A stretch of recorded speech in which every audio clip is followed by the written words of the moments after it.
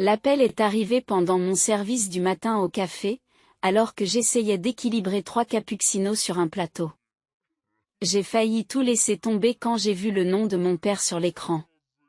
Il n'appelait jamais pendant les heures de travail, c'était notre accord. Mon cœur s'est mis à battre la chamade avant même que je ne réponde. Je m'appelle Alara, jusqu'à ce matin-là, je pensais que ma vie était bien réglée.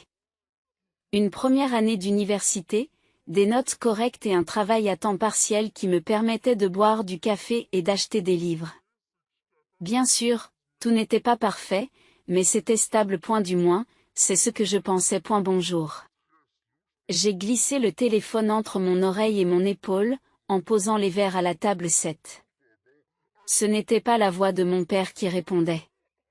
Alara, ma chère, le ton saccadé de ma belle-mère, Serafina, me serra l'estomac. J'espère que je n'interromps rien d'important. Je suis au travail, dis-je en essayant de garder une voix neutre. 3 ans de pratique m'avaient appris à gérer ces conversations. Tout va bien avec papa? Oh, ton père va bien. Elle a fait une pause, et je pouvais pratiquement voir ses ongles parfaitement manucurés tambouriner contre le comptoir de la cuisine. J'appelle au sujet de la pension alimentaire mensuelle. Le monde a légèrement basculé. Ces paiements étaient ma bouée de sauvetage, ils couvraient le loyer, les charges et une partie de mes frais de scolarité. Papa avait promis qu'elle continuerait jusqu'à ce que j'obtienne mon diplôme, sa façon de soutenir ma décision de vivre hors du campus. Qu'en est-il? Eh bien, ma chérie, nous avons dû faire face à des dépenses inattendues. Ton père et moi avons discuté de nos finances et nous avons décidé qu'il était temps que tu deviennes plus indépendante. Les paiements cesseront à la fin de ce mois. Les cappuccinos de la table 7 se sont refroidis tandis que je restais là, figé. Papa est d'accord? Est-il d'accord? Bien sûr qu'il est d'accord. Il est très fier de la façon dont tu es devenue responsable. Nous pensons tous les deux que tu es prête à te débrouiller seule. Ma collègue Jude a attiré mon attention derrière le comptoir, en me montrant du doigt la file d'attente croissante des clients. J'ai levé un doigt, essayant de comprendre ce que j'entendais. Je peux parler à papa? Il est en réunion toute la journée. Il est très occupé avec le nouveau projet. La voix de Serafina s'est adoucie sous l'effet d'une fausse sympathie. Je sais que cela peut sembler soudain, mais tu es une grande fille maintenant. À 21 ans. Tu es assez grande pour te débrouiller toute seule. J'avais envie de crier que ce n'était pas une question d'âge. Il s'agissait de promesses. De confiance. De l'accord que papa et moi avions conclu avant que je ne choisisse mon université et que je ne trace mon avenir. A eu lieu de cela, j'ai dégluti et j'ai dit, c'est vrai? Merci de me l'avoir fait savoir. Je suis ravie que tu comprennes. Oh, et Alara. Son ton a légèrement changé. Presque triomphant. Nous vous serions reconnaissants de ne pas déranger votre père à ce sujet. Il est déjà assez stressé comme ça. La ligne s'est coupée avant que je puisse répondre. J'ai fixé mon téléphone. J'ai remarqué que mes mains tremblaient. La terre à Alara. Jude est apparue à côté de moi. Une cafetière à la main. Ça va? On dirait que tu viens de voir un fantôme. Je vais bien, dis-je automatiquement, mais ma voix se fissure au deuxième mot. Oui. Et je suis la reine d'Angleterre. Il a étudié mon visage. Prenez 5 minutes. Je couvrirai vos tables. Je me suis retirée dans la salle de repos, j'ai fait quelques calculs rapides sur la calculatrice de mon téléphone et j'ai senti ma poitrine se serrer. Même avec mon salaire de cafetière, il me manquerait un loyer le mois prochain. Le paiement des frais de scolarité se profilait comme un nuage à l'horizon, tandis que je me passais de l'eau froide sur le visage. J'ai vu mon reflet dans le miroir de la salle de bain. Quelque chose dans mon expression s'était durci. Peut-être papa avait peut-être accepté de me couper les vivres, mais je savais que les empreintes de Serafina étaient omniprésentes dans cette décision. De la même façon qu'elles avaient été présentes sur tous les changements majeurs dans notre famille au cours des 3 dernières années. Très bien. Si elle voulait que je sois indépendante, je la montrerais indépendante. Mais d'abord, je devais comprendre ce qui se passait vraiment avec les finances de papa, et pourquoi Serafina était si désireuse de m'empêcher d'en parler avec lui. J'ai remonté mes cheveux en une queue de cheval serrée et j'ai lissé mon tablier. Il me restait 4 heures de travail pour commencer à planifier ma prochaine action. Et pour la première fois depuis que Serafina est entrée dans nos vies, j'ai ressenti quelque chose de plus que de la douleur et de la confusion. Je me suis sentie en colère. J'ai passé la nuit à parcourir de vieilles photos sur mon ordinateur portable, à la recherche de quelque chose que je n'arrivais pas à nommer. Peut-être une fin. Peut-être des réponses. Les images défilaient sur mon écran comme des scènes de la vie de quelqu'un d'autre. Papa et moi lors de la remise de mon diplôme de fin d'études secondaires. Nous sourions tous les deux comme des idiots. Son bras autour de mes épaules. Ma plaque de mortier légèrement de travers. 3 ans me semblait être 3 décennies. Mon téléphone a sonné. Le nom de Mira s'est affiché sur l'écran. Dis-moi que tu n'es pas encore obsédé par ces photos, dit-elle quand je répondis. Je ne suis pas obsédée. J'ai cliqué sur une autre image, celle du mariage de papa avec Serafina. Sur celle-ci, mon sourire ressemblait plus à une grimace. J'enquête. C'est la même chose. J'ai parlé à ma colocataire. Elle déménage le mois prochain pour vivre avec son petit ami. Donc sa chambre est à toi si tu la veux. C'est bien moins cher que ton appartement actuel. Je me suis arrêtée sur une photo de Noël il y a 2 ans. Papa s'était endormi sur le canapé et Serafina était assise à côté de lui. Elle faisait défiler son téléphone. Quelque chose dans son expression me mettait mal à l'aise. Comme si elle était en train de comploter plutôt que de se détendre. Lara? Tu es toujours là? Oui, désolé. J'ai fermé mon ordinateur portable. Tu es sûr pour la chambre? Je ne veux pas m'imposer. Arrêtez. Tu ne t'imposes pas. Tu m'évites d'avoir à interviewer des inconnus sur Craigslist. En plus, tu fais le meilleur café de la ville. C'est juste parce que je vole des grains au travail. Tu vois? Tu es déjà le colocataire parfait. Tendance criminelle et tout. J'ai ri. Mais j'ai eu l'impression que c'était creux. Emménager avec Mira résoudrait ma crise de logement immédiate. Mais j'avais l'impression d'admettre ma défaite. Comme donner raison à Serafina sur mon incapacité à me débrouiller seule. Il faut que j'y réfléchisse, dis-je enfin. Eh bien, réfléchis vite.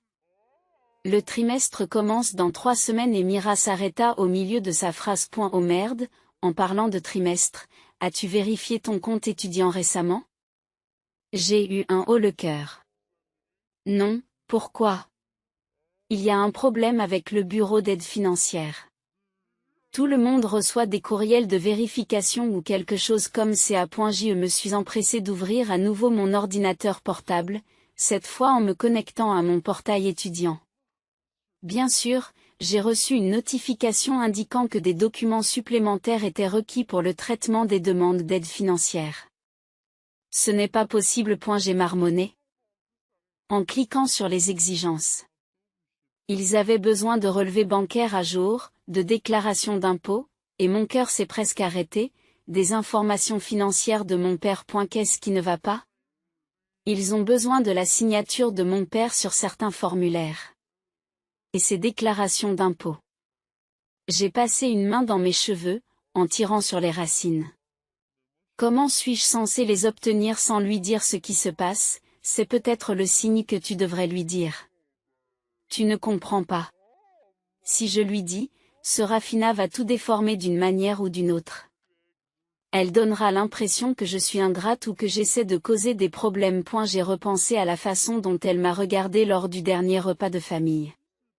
Comme si j'étais un inconvénient qu'elle ne savait pas comment gérer. Il faut que je m'en occupe moi-même. En faisant quoi, exactement? Avant que je puisse répondre. Un autre appel est arrivé sur le numéro de papa. Mon doigt se posa sur le bouton d'acceptation. Mira, je dois y aller. Papa appelle. C'est bien. Par lui. J'ai mis fin à l'appel de Mira et j'ai pris une grande inspiration avant de répondre. Hey, papa. Princesse. Comment va ma fille préférée? Ce surnom familier m'a fait l'effet d'un coup de poing dans le ventre. Je suis ta seule fille, papa. Je suis toujours ma préférée. Elle a gloussé. Pendant un instant, il a retrouvé sa voix d'antan. Serafina m'a dit qu'elle t'avait parlé des finances. C'était le moment. Ma chance de lui demander directement de remettre en question ce que Serafina m'avait dit. Mais quelque chose dans sa voix, une lassitude que je n'avais jamais entendue auparavant, m'a fait hésiter. Oui, elle l'a fait. J'ai gardé ma voix stable. C'est bon, papa. Je comprends. C'est ma fille. Toujours aussi indépendante. Il a fait une pause. Tu sais que je suis fière de toi, n'est-ce pas? Les mots étaient comme de la cendre dans ma bouche. Merci, papa. Je dois y aller. Demain, je me lève tôt. Après avoir raccroché, j'ai regardé mon reflet dans l'écran sombre de l'ordinateur portable. La fille qui me regardait semblait différente de celle des vieilles photos. Plus dure. Plus déterminée. J'ai ouvert mon téléphone et envoyé un message à Mira. Je prends la chambre.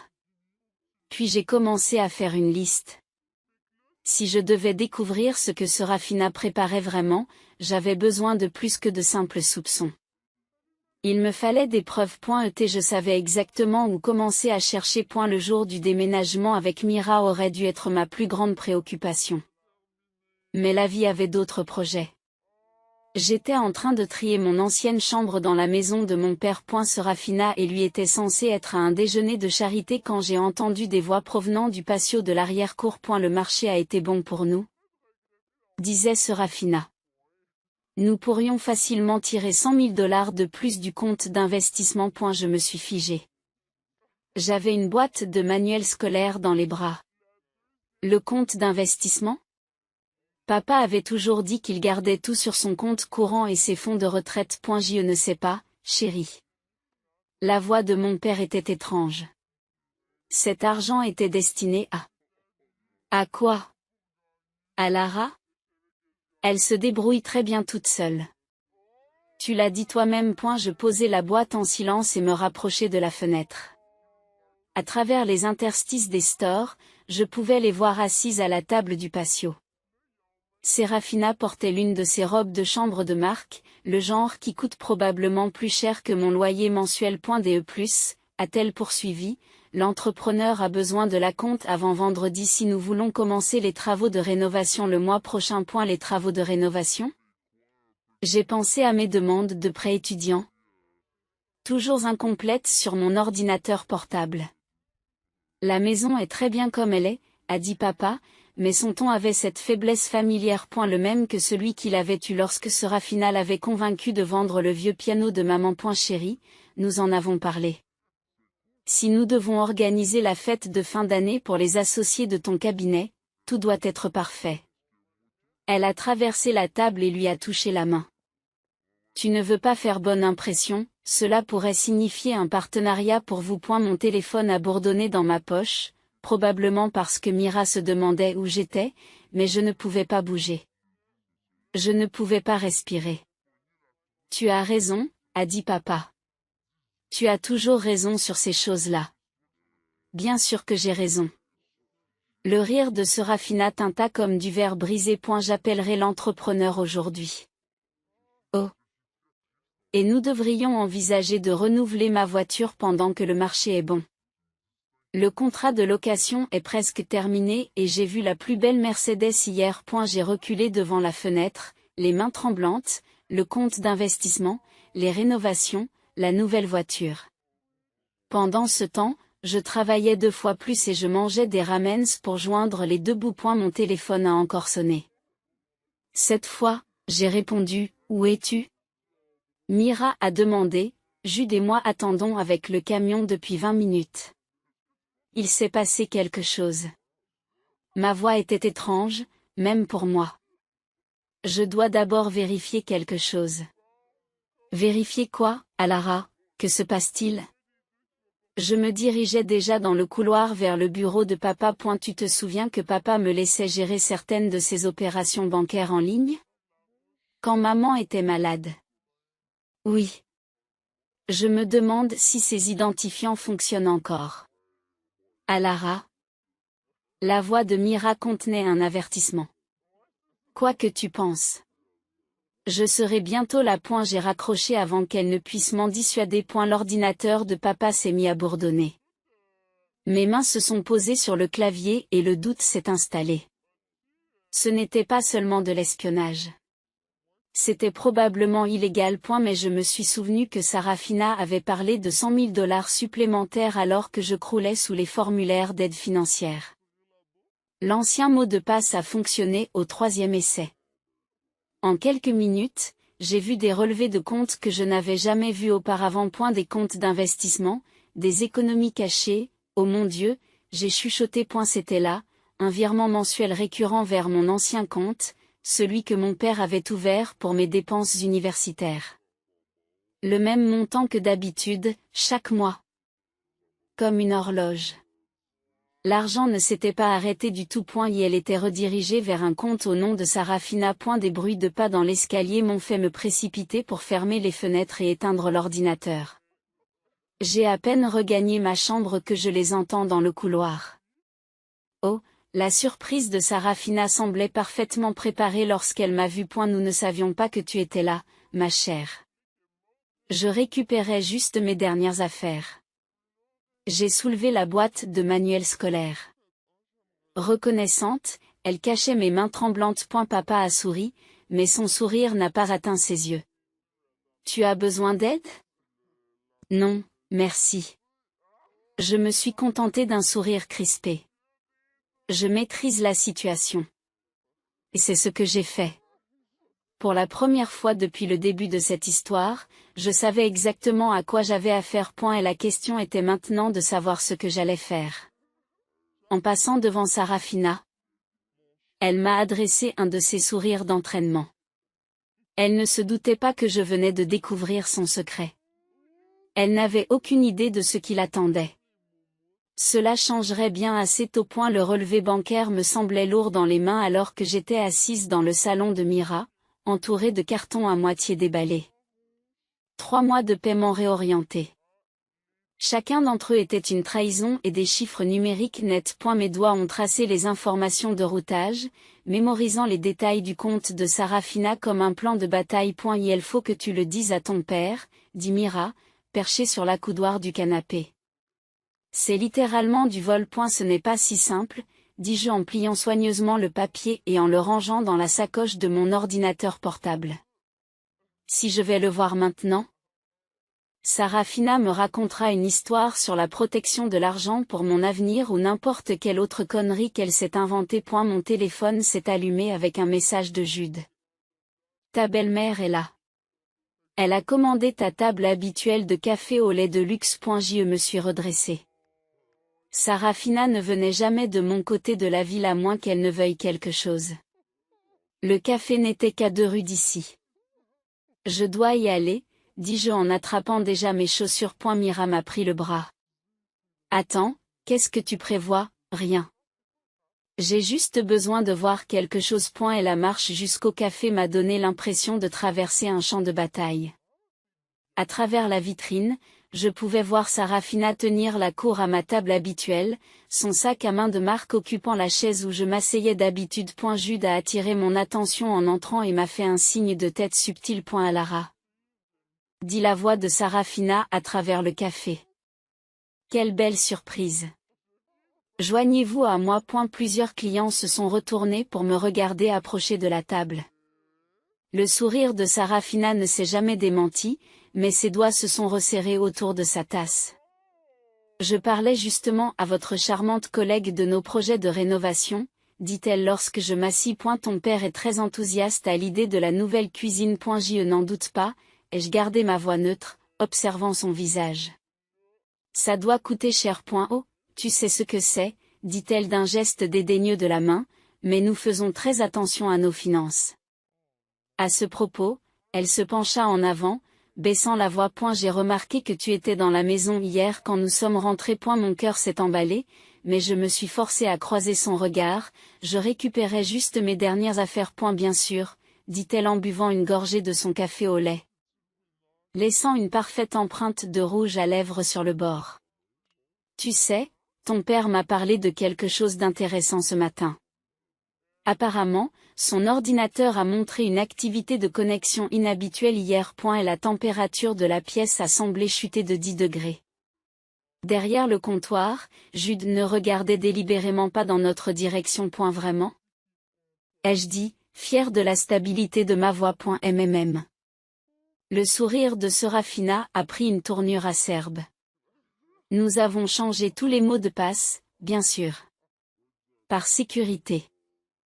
Vous comprenez. Tout à fait. Je me suis levée, ma chaise raclant le sol. C'est tout ce que tu voulais me dire. Elle a fouillé dans son sac et en a sorti une enveloppe. En fait, je t'ai apporté quelque chose. Un petit cadeau de pendaison de crémaillère. À l'intérieur se trouvait un chèque de $5000.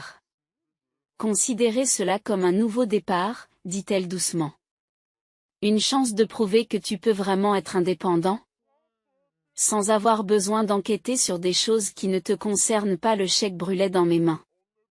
$5000, de quoi couvrir les frais de scolarité du prochain semestre, avec un peu d'argent pour les livres. C'est très généreux, dis-je en posant soigneusement le chèque sur la table. Mais je pense que je vais m'en tenir à mon plan actuel. Quel est ce plan? La chaleur avait disparu de sa voix. Je suppose que tu le découvriras. Je me suis retournée et je suis partie, les jambes tremblantes mais la tête haute. Derrière moi, j'ai entendu le claquement sec des talons de Serafina qui se levait. Ton père ne te croira pas, m'a-t-elle dit.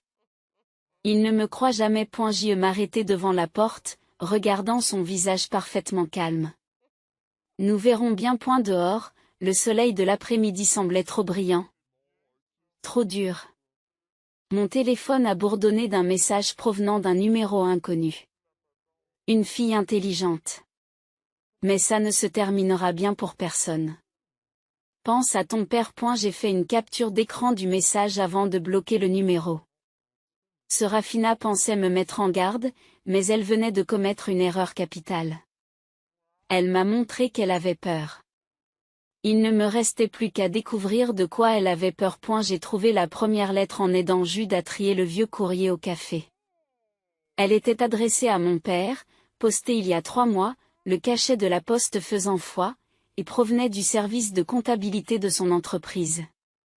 Mes mains ont tremblé lorsque je l'ai glissée dans la poche de mon tablier. Tu sais que c'est un délit fédéral, n'est-ce pas, dit Jude, mais son regard est bienveillant.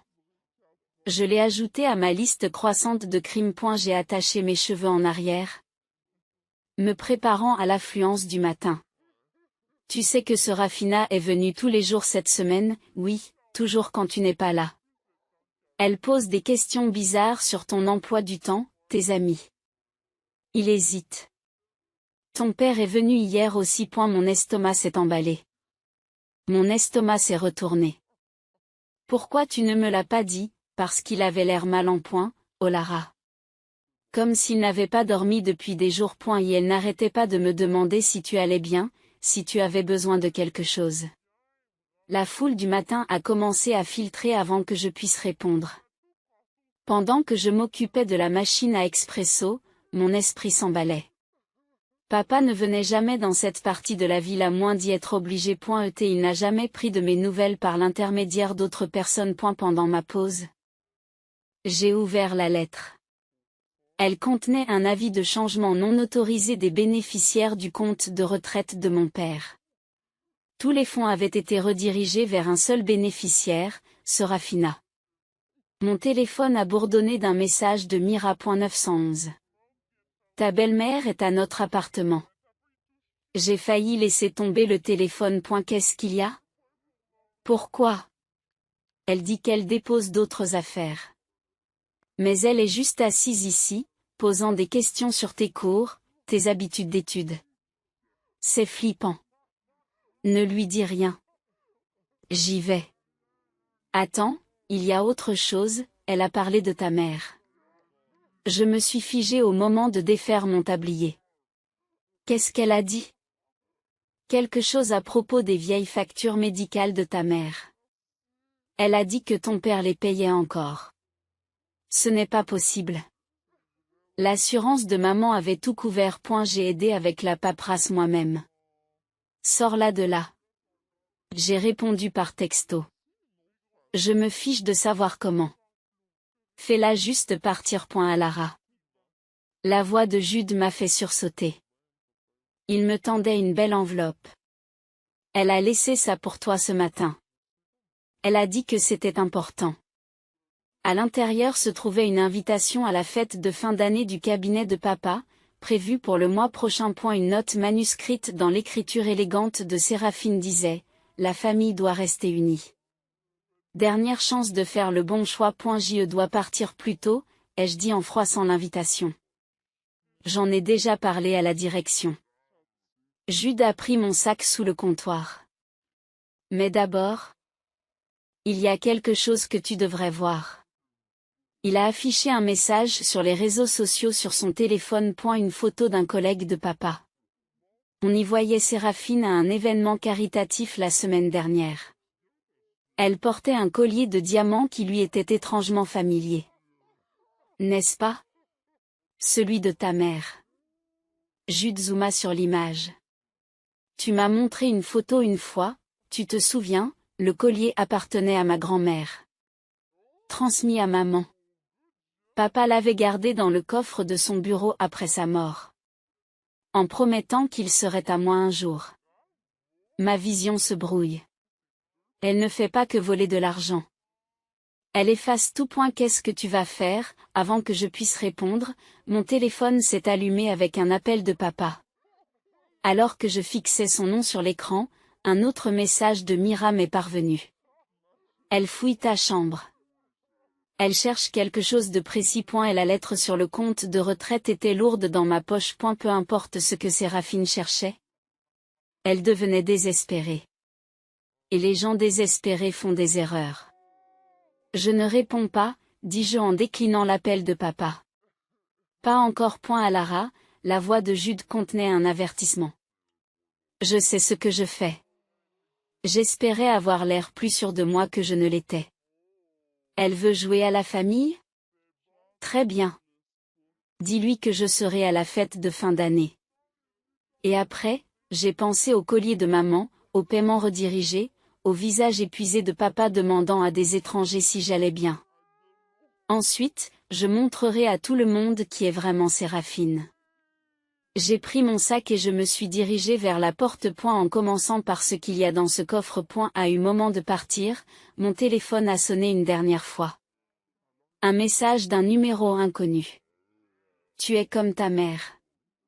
Elle ne savait pas non plus quand s'arrêter. La menace était claire. Mais Séraphine avait fait une erreur cruciale. Elle avait mentionné les factures médicales de ma mère. Des dossiers que je connaissais mieux que quiconque. Il ne me restait plus qu'à prouver ce que je soupçonnais depuis le début. Les factures qu'elle prétendait que papa payait encore n'existaient pas du tout. Les dossiers de l'hôpital avaient disparu. Pas seulement égarés ou mal classés, mais complètement effacés du système. Je me suis assise dans le bureau de mon ancienne coordinatrice des bénévoles, fixant les résultats de recherche vides sur l'écran de son ordinateur. Je suis désolée, Alara, m'a dit Suzanne. Sa voix était empreinte d'une réelle inquiétude. Les dossiers de l'époque de ta mère devraient être là, mais elle a fait un geste impuissant vers l'écran. C'est comme s'ils n'avaient jamais existé. Mes mains se serrèrent sur mes genoux. De quand date la dernière mise à jour du système? Il y a 3 mois. Elle a vérifié son calendrier. Juste après cette nouvelle initiative de mise en conformité en matière de protection de la vie privée. Au moment où Séraphine a commencé à réorienter les paiements de papa. Au même moment où elle a commencé à parler des prétendues factures médicales de maman. Mon téléphone a sonné, papa a encore appelé. C'est la 4e fois aujourd'hui. Je l'ai éteint juste au moment où le message de Mira est arrivé. La police vient de quitter notre appartement. Quelqu'un a signalé une activité suspecte. La lumière fluorescente m'a soudain semblé trop forte. Le bureau est trop petit. Merci, Suzanne. Il faut que j'y aille. Dehors, le vent de novembre traversait ma veste. J'avais passé tout mon week-end à chercher des preuves, des relevés bancaires, des dossiers d'assurance, n'importe quoi pour montrer ce que Séraphine faisait vraiment avec l'argent de papa. Mais elle avait été minutieuse, effaçant les preuves plus vite que je ne pouvais les trouver. Mon téléphone a de nouveau sonné. Jude cette fois. Elle est là, dit-il sans préambule. Au café. Avec ton père. Mon cœur s'est arrêté. Quoi? Il pose des questions sur Théo. Et si tu avais l'air instable ces derniers temps. Elle lui montre quelque chose sur son téléphone, des textes ou des emails, je pense. Bien sûr. Toutes mes recherches désespérées. Mes tentatives maladroites d'investigation. Elle a tout suivi. Construisant son dossier pendant que je construisais le mien. Et ne retourne pas à ton appartement, continua Jude. Mira dit qu'ils ont pris ton ordinateur portable. Ils ont quoi? Ma voix s'est brisée. Toutes mes captures d'écran, les relevés bancaires, la lettre sur le compte retraite. Tout était sur cet ordinateur portable. Ta belle-mère l'a suggéré. Elle a dit qu'elle s'inquiétait pour ta santé mentale, que tu étais obsédé par les théories du complot à son sujet. Je me suis appuyée contre un mur voisin. Soudain, j'ai eu le vertige. Qu'a dit papa? Il avait l'air. T'invinctes. À Lara, je pense que tu dois. L'appel a été interrompu. L'écran de mon téléphone est devenu noir, puis s'est éclairé avec un dernier message d'un numéro inconnu. Vérifie ton compte en banque. Les doigts tremblants, j'ai ouvert mon application bancaire. Mes modestes économies, mon compte courant soigneusement budgétisé, tous deux complètement vides. Une seule note de transaction apparaissait sur chacun d'eux. Compte bloqué en attendant l'enquête. Ma vision s'est brouillée. Sans cet argent, je ne pourrais pas payer le prochain semestre. Je ne pourrais pas faire de courses. Je ne pourrais même pas acheter un ticket de bus pour rentrer chez moi si je le voulais. Un nouveau message de Mira. Ils disent que tu as piraté les comptes de ton père. Que tu es celui qui a volé de l'argent. Séraphina a des preuves. Bien sûr qu'elle en a. Elle avait probablement planifié ça depuis le jour où j'ai découvert ces transferts. Attendant que je fasse exactement ce genre de choses. Toutes les tentatives que j'avais faites pour la démasquer n'avaient fait que lui donner plus de munitions. Mon téléphone a sonné une dernière fois. Cette fois, je répondis. Princesse. Sa voix était douce, inquiète. Il faut qu'on parle de ce qui s'est passé. Papa. Quoi qu'elle t'ait dit. J'ai vu les preuves, ma chérie. L'accès non autorisé au compte. Le comportement obsessionnel. Les accusations paranoïaques. Il soupira lourdement. Je sais que la perte de ta mère a été difficile. Mais ce n'est pas la bonne façon de le gérer. Il ne s'agit pas de maman. Mais même en disant cela, j'ai réalisé que c'était exactement ce que Séraphina voulait qu'il pense. Que je n'étais qu'une fille en deuil. En train de s'en prendre à ma belle-mère. Inventant des conspirations pour faire face à la perte. Rentre à la maison, m'a-t-il dit. Nous allons t'aider. Séraphina connaît un excellent thérapeute. J'ai raccroché. Glissant le long du mur jusqu'à ce que je touche le trottoir. Elle avait gagné. Tout ce que j'avais essayé de prouver s'était retourné contre moi. Me faisant ressembler exactement à ce qu'elle avait prétendu. Et instable. Une gamine jalouse qui n'arrivait pas à accepter sa nouvelle belle-mère. Mon téléphone s'est allumé avec un dernier message de Séraphina elle-même. La fête de fin d'année est demain soir. Rentre à la maison maintenant, excuse-toi publiquement. Et tout cela disparaîtra. Ou ne le fais pas, et tu verras ce qui se passera ensuite. C'est à toi de choisir. Ma chère. J'ai fixé le message jusqu'à ce que l'écran s'assombrisse. Il me renvoyait mon propre visage défait. Elle avait tout pris. Mon argent. Ma crédibilité. Ma relation avec mon père. Tout sauf mon prochain mouvement. Et la fête de fin d'année s'est terminée par des rires forcés et des verres qui s'entrechoquent. Je me tenais à l'entrée du salon rénové de papa. Je portais la vieille robe noire de ma mère. Je regardais Serafina tenir sa cour près de la cheminée. Le collier de maman scintillait à sa gorge. Tu es venu. Jude est apparu à côté de moi. Il avait l'air mal à l'aise dans son costume emprunté. Tu es sûr de toi? J'ai serré mon téléphone plus fort. Je sens le poids de l'email que je viens de recevoir. Tu as apporté ce que j'ai demandé? Il m'a glissé une clé USB dans la main. Les vidéos de sécurité du café. Toutes les conversations qu'elle y a eues depuis un mois. À Lara. La voix de papa retentit dans la pièce. Il s'est précipité. Le soulagement se lit sur son visage. Je suis si heureux que tu l'aies décidé. C'est mon collier? Les mots sont sortis plus vifs que je ne l'avais prévu. Coupant court au bavardage de la fête. La pièce s'est calmée. Serafina a touché les diamants de sa gorge. Son sourire ne s'est jamais démenti. Pourquoi me l'a-t-elle donné, ma chère? Un cadeau d'anniversaire. Vraiment? J'ai sorti mon téléphone. Ce n'est pas ce que dit la compagnie d'assurance. Son sourire a vacillé. Papa a regardé entre nous. La confusion plisse son front. De quoi parlez-vous? Le collier a été déclaré volé il y a 3 mois. J'ai brandi mon téléphone en montrant l'email. Avec plusieurs autres bijoux de maman. Et la plainte a été déposée à ton nom, papa. Mais ce n'est pas toi qui l'as déposée, n'est-ce pas? Serafina. Le père se tourne vers sa femme. De quoi parle-t-elle? Elle est manifestement encore confuse. Serafina s'est avancée. Prenant le bras de papa. Tu te souviens de ce qu'a dit le thérapeute? Le thérapeute que tu as inventé?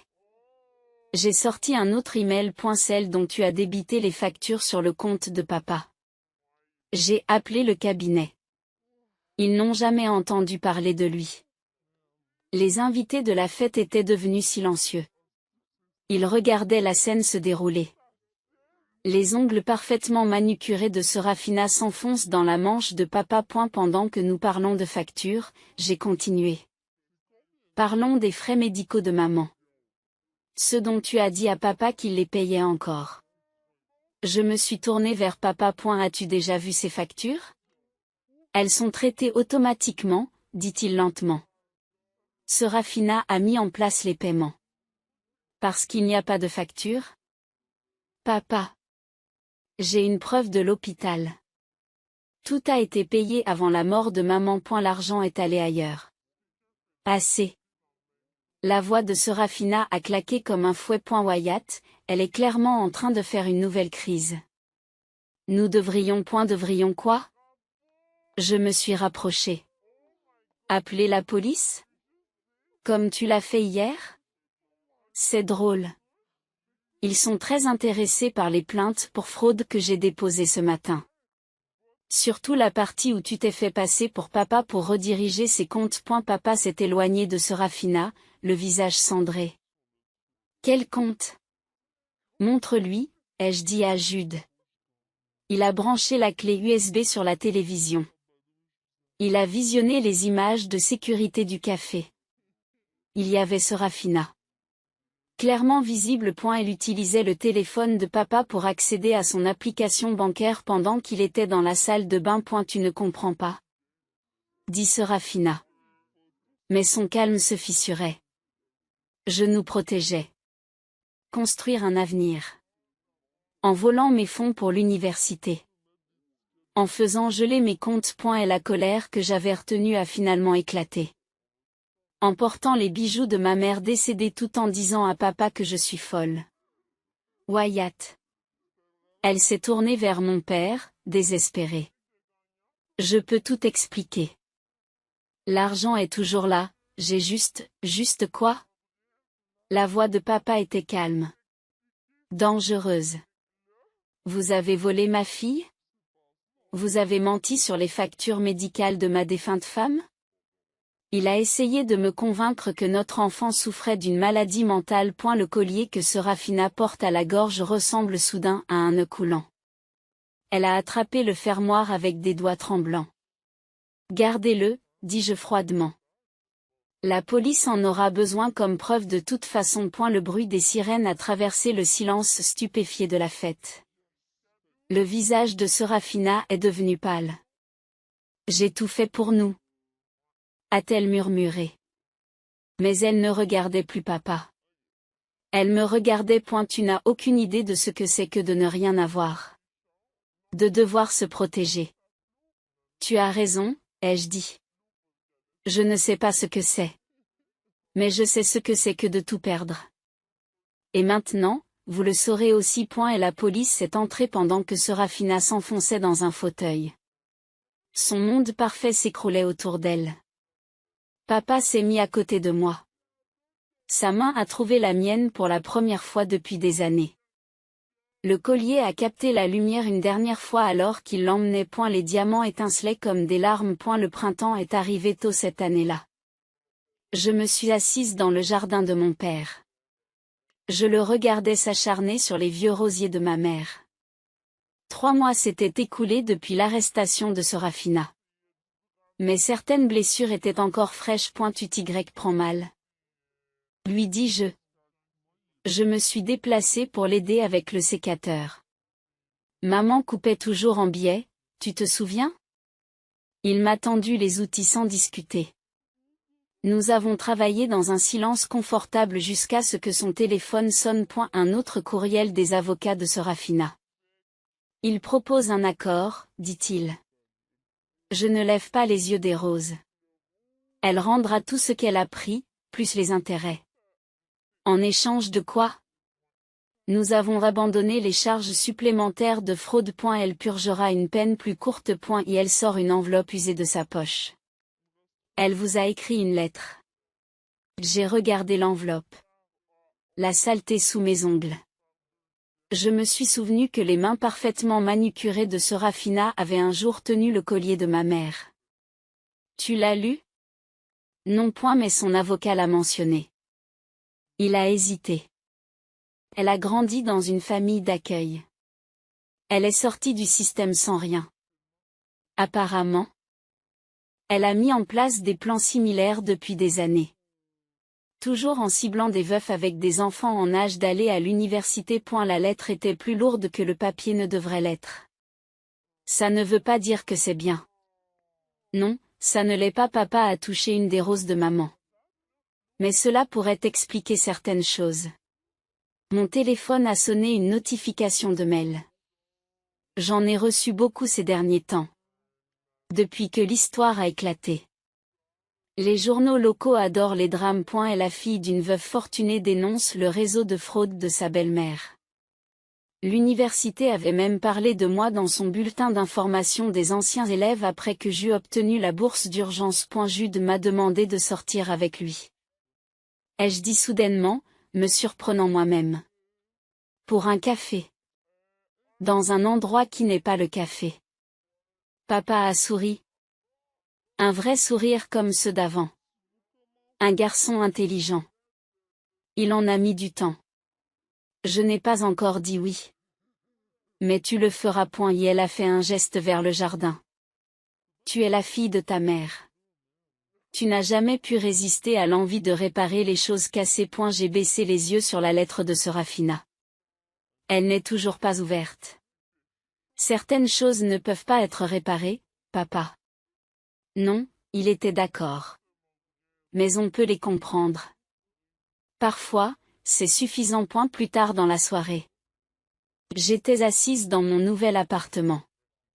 Un petit studio que je pouvais m'offrir avec ma bourse d'études rétablie et mon salaire de cafetière, et j'ai enfin ouvert la lettre. L'élégante écriture de Serafina remplissait la page. Chère à Lara. Tu me rappelles tellement moi à ton âge. La détermination. Le besoin de protéger ce qui t'appartient. Je l'ai vu au moment où nous nous sommes rencontrés et cela m'a terrifié. Je pensais pouvoir te contrôler comme je contrôlais tout le reste de ma vie. J'ai eu tort. Je ne demanderai pas le pardon. Ce que j'ai fait à toi, à ton père, à la mémoire de ta mère, c'est impardonnable. Mais je veux que tu saches que la peur ne disparaît jamais. La peur de tout perdre. De revenir à rien. Je pensais qu'avoir de l'argent arrangerait les choses. J'avais tort sur ce point aussi. Tu es plus forte que je ne l'ai jamais été. Tu t'es battue pour ta famille au lieu d'essayer de la remplacer. Continue à te battre. Oui. J'ai plié la lettre avec soin et j'ai pris mon téléphone. Le numéro de Jude était toujours affiché à l'écran, attendant ma réponse au sujet du café. J'ai tapé. Demain. Ça marche. Mais pas dans notre café. Je connais un meilleur endroit. La jardinerie en bas de la rue avait un petit café. Maman m'y emmenait quand j'étais petite, pour que je choisisse des graines pour notre partie du jardin. Papa l'avait oublié au fil des ans. Mais pas moi. Il était peut-être temps de planter quelque chose de nouveau. Mon téléphone a de nouveau sonné, celui de Mira cette fois, me demandant si je venais toujours à sa fête de fin d'études la semaine prochaine. Puis un autre texto de papa a trouvé le vieux journal de jardinage de maman. Tu veux m'aider à redémarrer son jardin de papillons? J'ai regardé dans mon petit appartement les plantes en pot sur chaque rebord de fenêtre, la photo encadrée de maman et moi dans son jardin. J'ai vu l'avenir que je me construisais enfin. Oui. J'ai répondu aux 2 messages. Certaines choses ne peuvent pas être réparées. Mais d'autres pouvaient repousser plus fort si l'on savait comment les entretenir. Maman me l'avait appris bien avant que Sérafina n'essaie de me le faire oublier. J'ai placé la lettre dans le tiroir de mon bureau, à côté du certificat de bourse et de la vidéo de surveillance du café. Des rappels, non pas de ce que j'avais perdu, mais de ce que je m'étais battue pour garder. Demain, je planterai des roses avec papa. Mais ce soir, j'avais mes propres graines à semer. Merci d'avoir regardé ce film.